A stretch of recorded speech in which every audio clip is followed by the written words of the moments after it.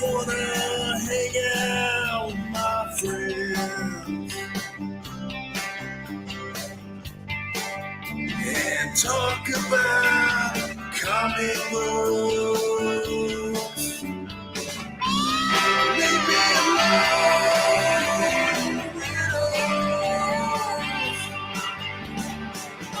I don't want nothing to do with you today.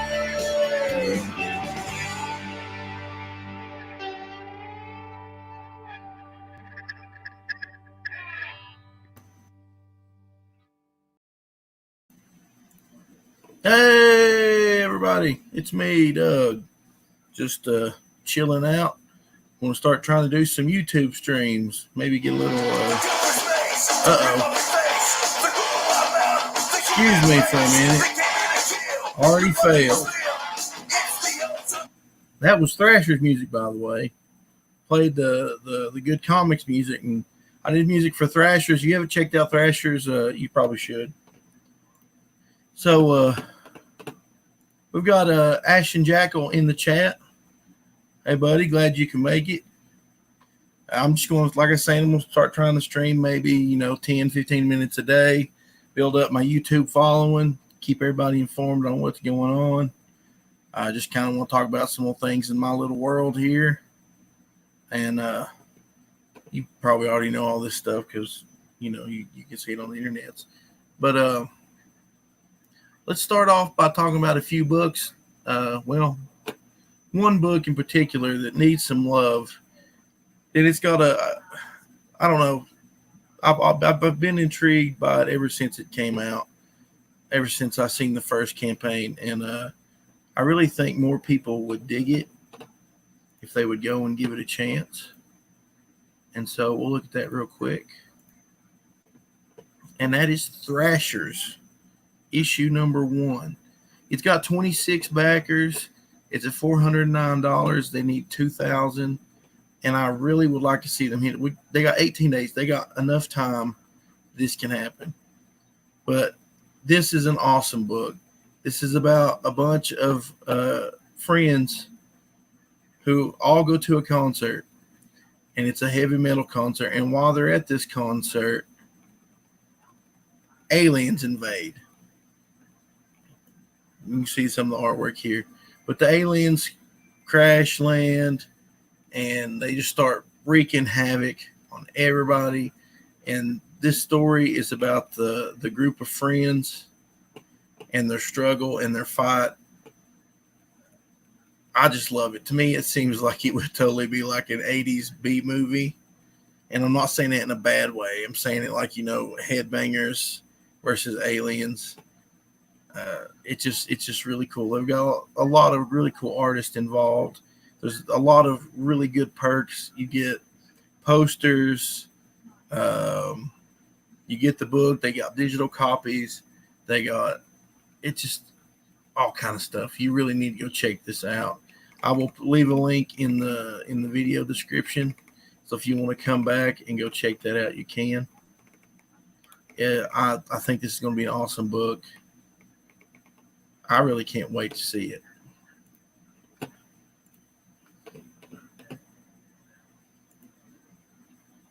All right. Thanks for sharing the stream. If we can get a couple people in here watching, that'd be cool. If you haven't subscribed to my channel, go hit the subscribe button. Give us a like. Just trying to build up our little part of the universe so we can sell more comic books. But I've been looking around out there, seeing some stuff in the news. Everybody's been talking about this Joker movie that's coming out. And from what I've seen, it doesn't really seem like my type of movie. It's not really based on any comics. It's not going to have Batman in it. So if you don't have Batman in it, I don't really care that much about watching it. But they've been talking a lot about it. There's a lot. Apparently, there was a big commotion at some film festival. And I just pulled up this random page. I just was looking through the news and saw this. And It says Joker has become the first comic book movie to win the top prize at a major film festival. And then we've got Joaquin Phoenix making a crazy face and crying. So it's R-rated. It's not really going to have any superheroes in it. It's just going to be like some movie about a guy going crazy and being a crazy clown. So I don't get it. I mean, I might watch it sometime, but it just really doesn't do anything for me. I don't know what do you guys think? Should you gonna watch it or not? And leave a comment. So tomorrow's show we can talk about that if you want to. And another thing that caught my attention, as far as the comic book world,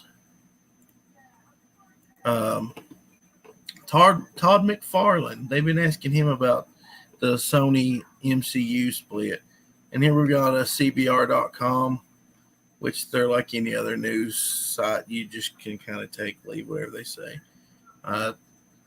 It's on the internet. I don't know if you can believe it or not, but we'll just read this little article right here real quick from CBR and see what they say.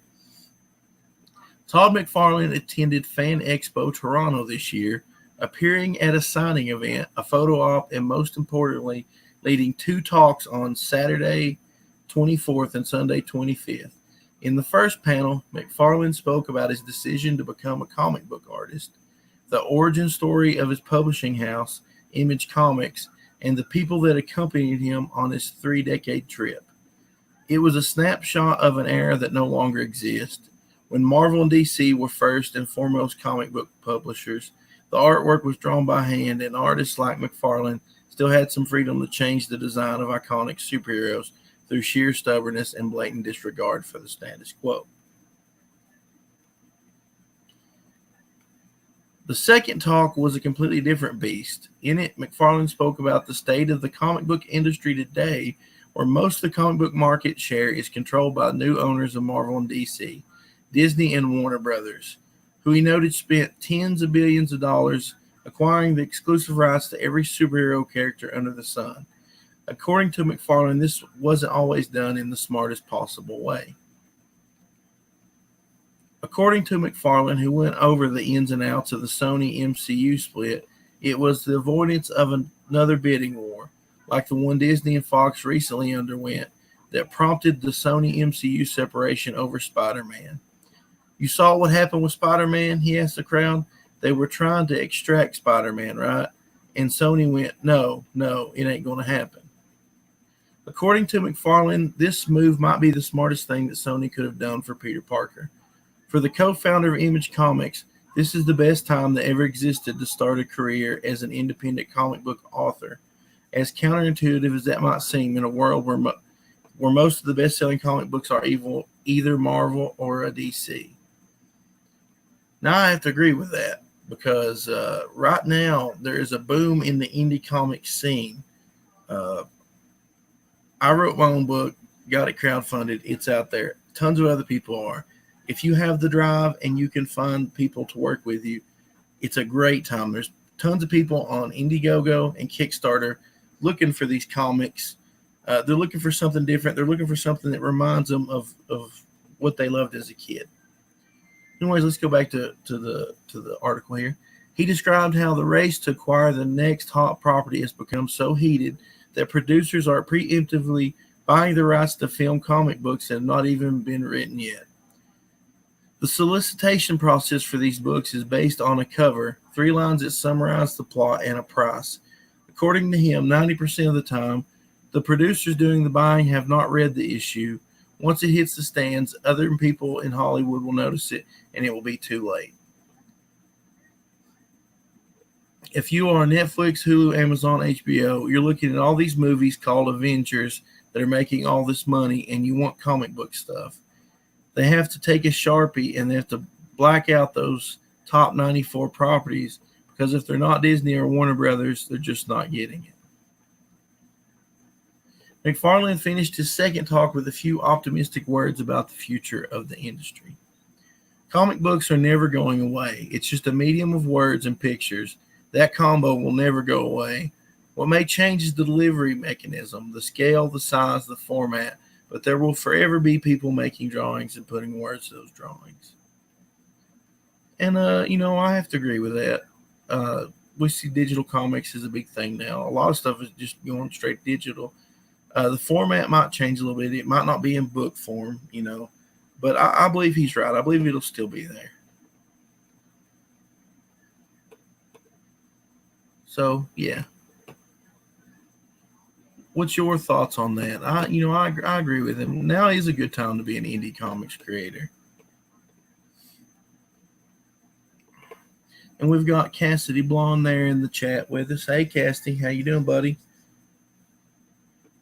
He's saying, yeah, after Marvel peaked, they probably want to grab as many properties as they can. And you're right. That's one reason I think you saw like Amazon grab The Boys and HBO went after Watchmen. They're trying to find these big epic series that they can make some money on. Who knows what we'll see next? I never heard of The Boys until the Amazon series come out, and then I went and checked out the books. I've always kind of done that thing. It seems you think that maybe DC would up their game. I know they came out with the streaming service, but it's not done particularly well. They already screwed up Swamp Thing and had to cancel it, which, if you haven't watched it, is an epic mistake because that is a really good series. I like, now this right here is a little controversial, but I liked Teen Titans or Titans. No, wasn't Teen, just Titans. Season 1. I'm good at taking things like it's an alternate world and stuff. It didn't have to be exactly like the comics for me to like it. That's fine. But I did like Titans season 1, and I haven't started season 2 yet. I think a couple episodes might have dropped. I don't know. But Swamp Thing was better than that, and I liked Titans, so Swamp Thing was really good, and the special effects were great. The actors were great. I liked everything about it, and you can even see where they pulled from different stories.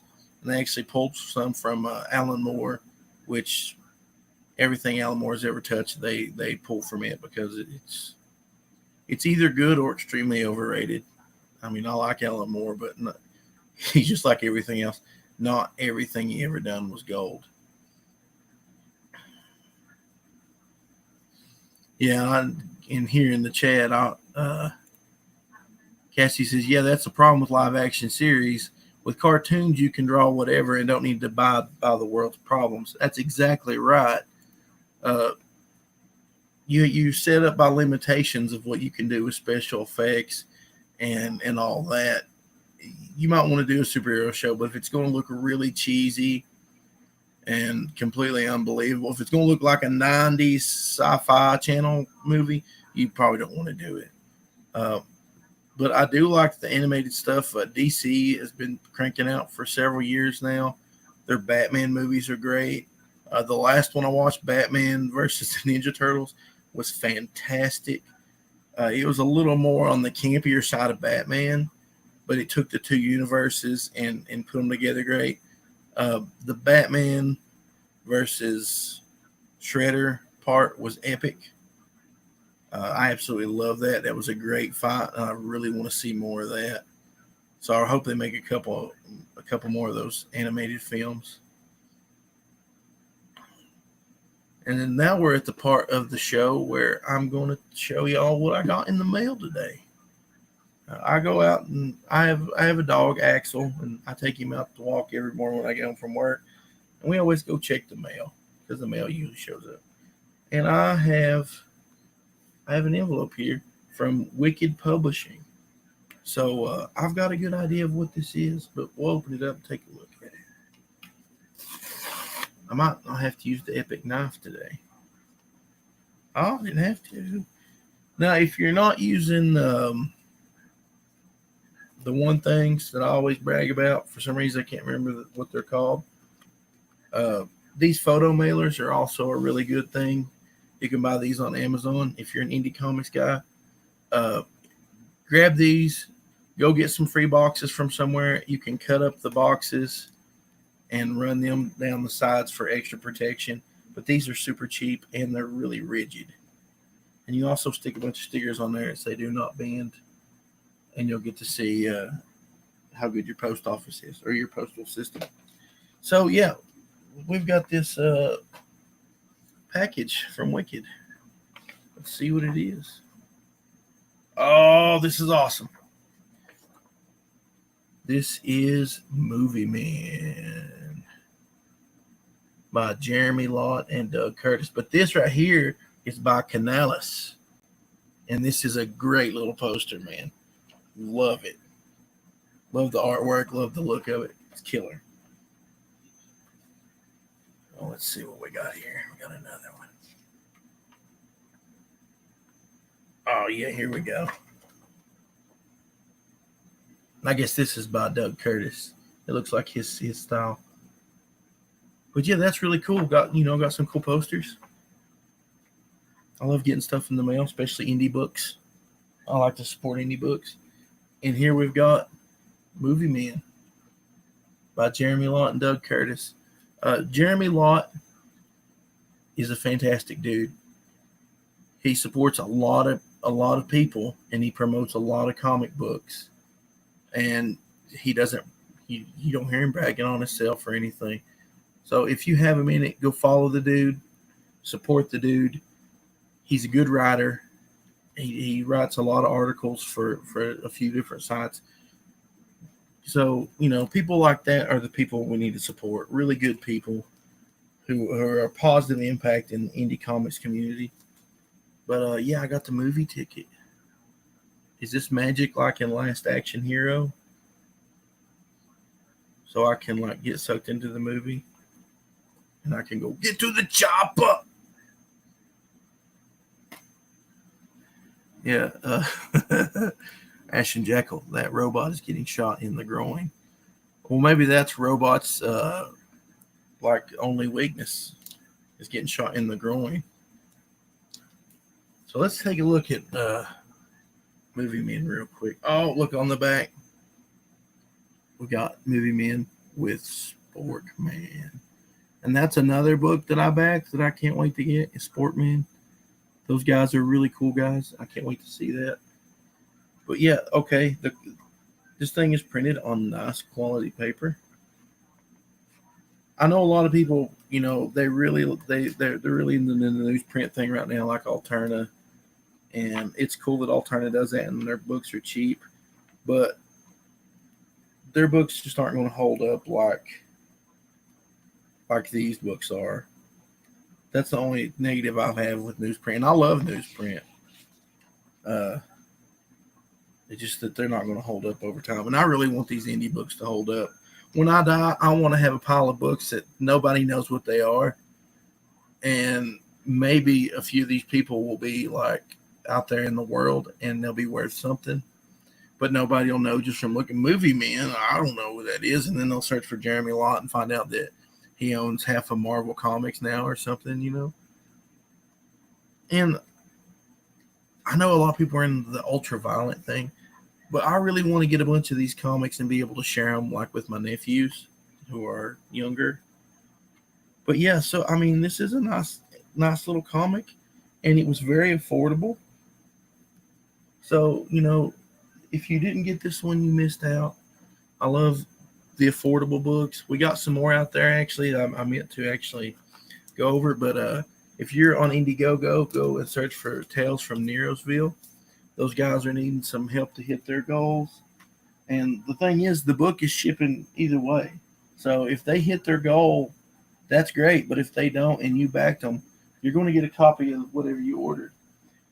And that's great. So go check those guys out.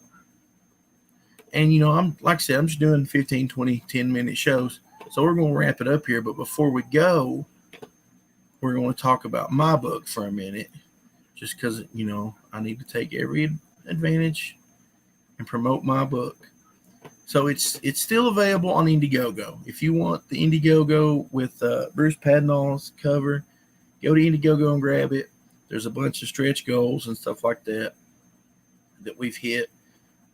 If you don't want that one and you want the Brad Ashworth cover, or you don't use Indiegogo, you just use Kickstarter, because I know some people don't like the different platforms. They're used to one or the other. Well, then here you go. Here's Legends of the Lone Wolf, and it's got the Brad Ashworth cover. And we're at $199 of a $500 goal. We just looking to hit that $500, print out some of these alternate covers, maybe make a little bit of extra money to try to pay everybody involved in this. We're all just a bunch of indie guys. We're just doing our best, trying to get out there. They all done all this work without promise of any payment. They donated their time and their talents to make this book happen. And it's great. This is like the ultimate indie collaboration.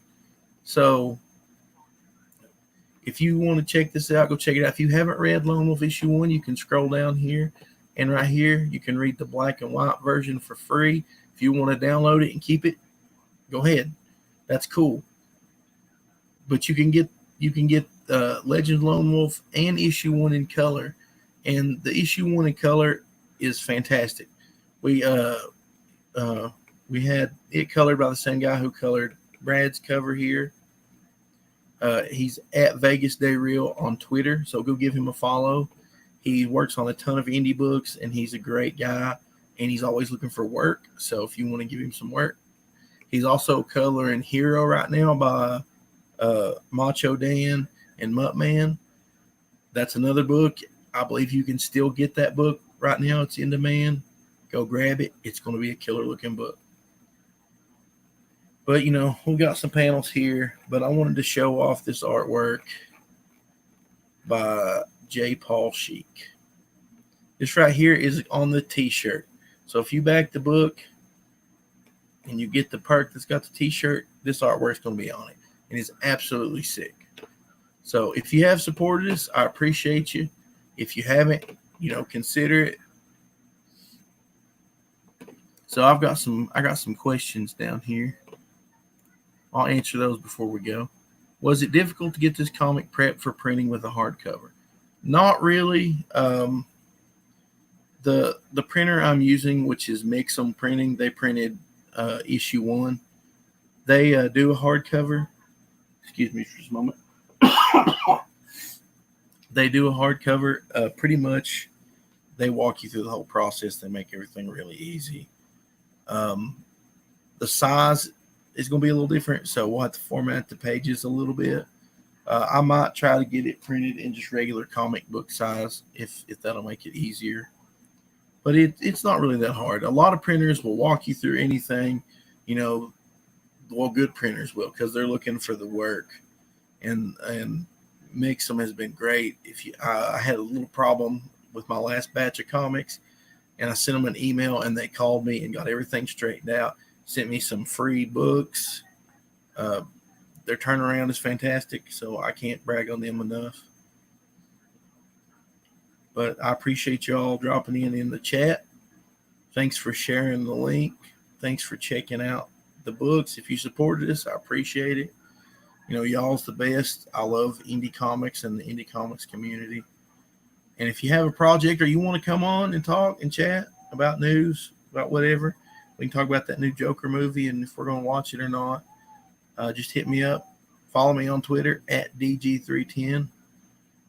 You can find my website, gravestonepress.com. Lone Wolf issue 2 is underway right now. I finished the first draft of the script. The artist is doing thumbnails and character designs. So we're going to try to crank it out. We might even just skip crowdfunding altogether if we can. So just be back here tomorrow. Same bat time, same bat channel. Hope y'all have a good day. I'll talk to you later.